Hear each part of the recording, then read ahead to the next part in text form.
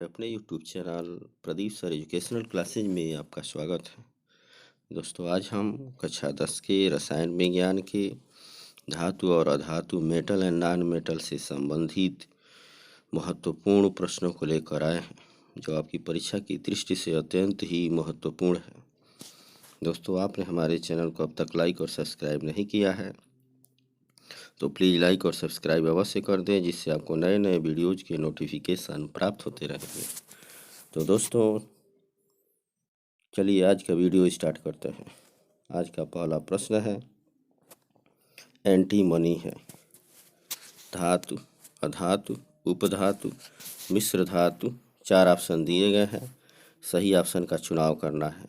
Antimony और bismuth दोनों जो हैं उपधातु में आते हैं, तो सही ऑप्शन है सी, उपधातु है। इसी प्रकार अगला प्रश्न है, अधातु है पोटेशियम, फ्लोरीन, एल्युमिनियम, सोडियम। तो पोटेशियम, एल्युमिनियम, सोडियम जो है धातु है, फ्लोरीन जो है गैस है, अतः ये अधातु है, अतः सही ऑप्शन है बी। इसी प्रकार अगला प्रश्न है, आघात वर्धनीयता प्रदर्शित करता है सल्फर, आयोडीन, फास्फोरस, तांबा। सही ऑप्शन है डी, तांबा। इसी प्रकार अगला प्रश्न है, धातु है बोरान, लिथियम, सिलिकॉन, कार्बन। सही ऑप्शन है सी, लिथियम। अगला प्रश्न है, ठंडे तनु अम्ल से हाइड्रोजन गैस बनाता है कौन सा जो धातु है? Silica, copper, zinc, carbon. जो ठंडे तनु अम्ल से हाइड्रोजन गैस बनाता है, सही ऑप्शन है सी, जिंक। इसी प्रकार अगला प्रश्न है, निम्नलिखित में से कौन सी धातु जल के साथ सामान्य ताप पर ही अभिक्रिया कर लेती है, अर्थात हाइड्रोजन गैस निकालती है? या कौन सी धातु ठंडे जल के साथ अभिक्रिया कर लेती है? निम्नलिखित में से कौन सी धातु साधारण ताप पर जल से अभिक्रिया करती है? कॉपर, आयरन और लोहा, मैग्नीशियम, जस्ता, सोडियम और कैल्शियम। सही ऑप्शन है डी, सोडियम और कैल्शियम जो है ठंडे जल के साथ अभिक्रिया कर लेती है। इसी प्रकार अगला प्रश्न है, निम्नलिखित में से कौन सी धातु ठंडे जल में अभिक्रिया करके हाइड्रोजन गैस देती है? Silver, sodium, aluminium, copper. सही ऑप्शन है बी, सोडियम।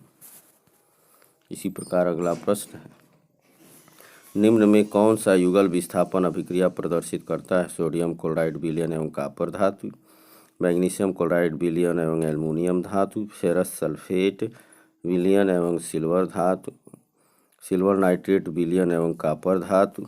सही ऑप्शन है डी, सिल्वर नाइट्रेट विलयन एवं कॉपर धातु, क्योंकि कॉपर जो है सिल्वर नाइट्रेट से सिल्वर को विस्थापित कर लेता है और उसका स्थान खुद ग्रहण कर लेता है।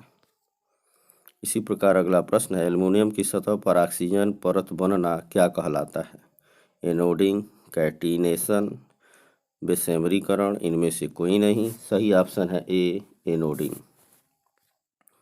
इसी प्रकार अगला प्रश्न है, कोई धातु ऑक्सीजन के साथ अभिक्रिया कर उच्च गलनांक वाला यौगिक निर्मित करती है, यह यौगिक जल में विलेय है, यह तत्व क्या हो सकता है?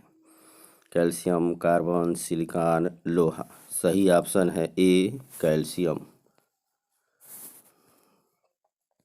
इसी प्रकार अगला प्रश्न है, खाद्य पदार्थों के डिब्बों पर जिंक की बजाय टीन का लेप लगा होता है क्योंकि टीन की अपेक्षा जिंक महंगा है, टीन की अपेक्षा जिंक का गलनांक अधिक है, टीन की अपेक्षा जिंक अधिक अभिक्रियाशील है, टीन की अपेक्षा जिंक कम अभिक्रियाशील है। सही ऑप्शन है सी, टीन की अपेक्षा जिंक अधिक क्रियाशील है, इसलिए जो है जिंक की बजाय टीन का लेप लगाया जाता है। सही ऑप्शन है सी। इसी प्रकार अगला प्रश्न है, निम्न में से कौन सी धातु अम्ल से हाइड्रोजन विस्थापित नहीं करती है? Iron, zinc, copper, magnesium. सही ऑप्शन है सी, कॉपर जो है। इसी प्रकार अगला प्रश्न है, निम्नलिखित में से कौन सी धातु अम्ल में से हाइड्रोजन विस्थापित करती है? या अम्ल से हाइड्रोजन अलग करने वाली कौन सी धातु है? Magnesium, zinc, copper, PT, lead, सही ऑप्शन है मैग्नीशियम और जिंक, ऑप्शन ए सही है। इसी प्रकार अगला प्रश्न है, जस्ता धातु हाइड्रोक्लोरिक अम्ल से क्रिया करके कौन सी गैस निष्कासित करती है? Ozone, oxygen, hydrogen, nitrogen. जस्ता जो है हाइड्रोक्लोरिक अम्ल से क्रिया करके हाइड्रोजन गैस विस्थापित करती है, क्योंकि धातुएं अम्ल से क्रिया करके हाइड्रोजन गैस विस्थापित करती हैं। सही ऑप्शन है सी।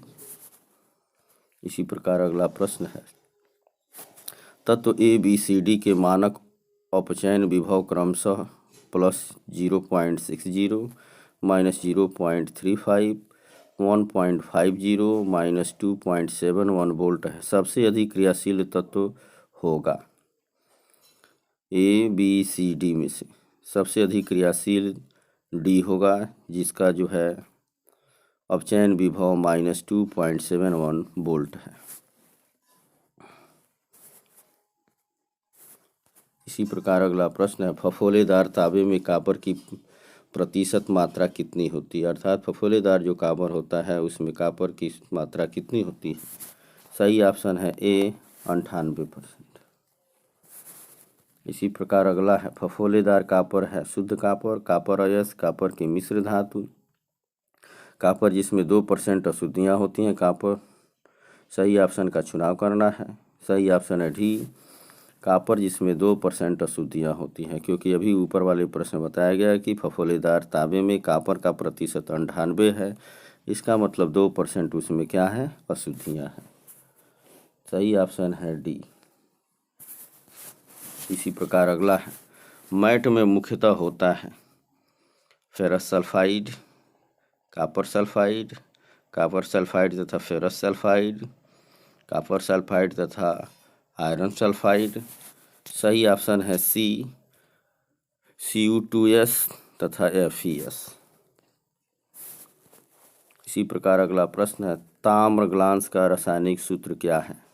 Cu2S, Cu2O, CuFeS2, CuCO3। सही ऑप्शन है ए Cu2S, क्यूप्रिक सल्फाइड। इसी प्रकार अगला प्रश्न है, कॉपर पाइराइट को वायु में गर्म करके सल्फर को दूर करने की क्रिया को क्या कहते हैं? तो कॉपर पाइराइट को वायु में गर्म करके सल्फर को दूर करने की क्रिया को भर्जन कहते हैं। 4 ऑप्शन दिए गए, निस्तापन, भर्जन, प्रगलन, बेसेमरीकरण। सही ऑप्शन है बी, भर्जन। इसी प्रकार अगला प्रश्न है, परावर्तनी भट्ठी का उपयोग होता है प्रगलन में, निस्तापन में, बेसेमरीकरण में, अतिशीतलन में। सही ऑप्शन है बी, निस्तापन में। इसी प्रकार अगला प्रश्न है, लोहे के फ्राइंग पैन को जंग से बचाने के लिए निम्न में से कौन सी विधि उपयुक्त है? ग्रीस लगाकर, पेंट लगाकर, जिंक की परत चढ़ाकर, ये सभी। तो लोहे के फ्राइंग पैन को जंग से बचाने के लिए कौन सी विधि उपयुक्त है? तो सबसे अच्छी विधि है जिंक की परत चढ़ाकर।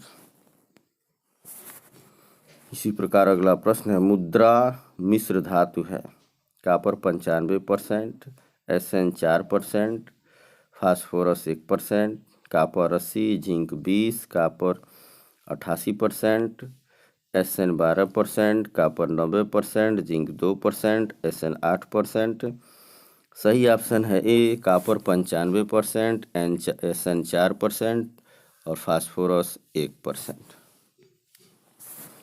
इसी प्रकार अगला प्रश्न है, कैल्शियम फास्फेट का सूत्र है CaPO3 twice, CaPO4, Ca3PO4 twice, CaP2O4। सही ऑप्शन है सी, Ca3PO4, क्योंकि कैल्शियम की संयोजकता 2 होती है और फास्फेट की संयोजकता 3 होती है, इसलिए जब सूत्र लिखेंगे तो Ca3PO4 ट्वाइस होगा। इसी प्रकार अगला प्रश्न है, पीतल है धातु, अधातु, उपधातु, मिश्र धातु। सही ऑप्शन है डी, मिश्र धातु। इसी प्रकार अगला प्रश्न है, जर्मन सिल्वर में कौन सी धातु नहीं होती है? Copper, zinc, silver, nickel. सही ऑप्शन है सी, सिल्वर नहीं होती।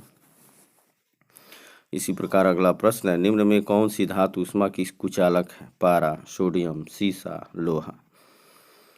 सही ऑप्शन है सी, सीसा जो है ऊष्मा की कुचालक है। इसी प्रकार अगला प्रश्न है, अमलगम होते हैं उपधातु, मिश्र धातु, यौगिक, विषमांगी मिश्रण। सही ऑप्शन है डी, विषमांगी मिश्रण।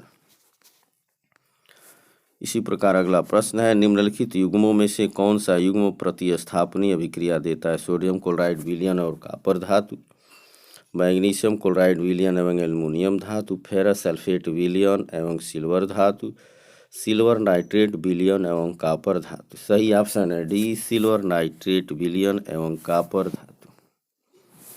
इसी प्रकार आज का अगला प्रश्न है, लेड नाइट्रेट का रासायनिक सूत्र है PbNO3, PbNO3 twice, PbNO2 twice, PbO। तो लेड नाइट्रेट का सही सूत्र है PbNO3 ट्वाइस, अतः ऑप्शन बी सही है। दोस्तों, आपको यदि हमारी वीडियो अच्छी लगे तो लाइक और शेयर अवश्य करें। वीडियो देखने के लिए धन्यवाद। आपका दिन शुभ। Thank you.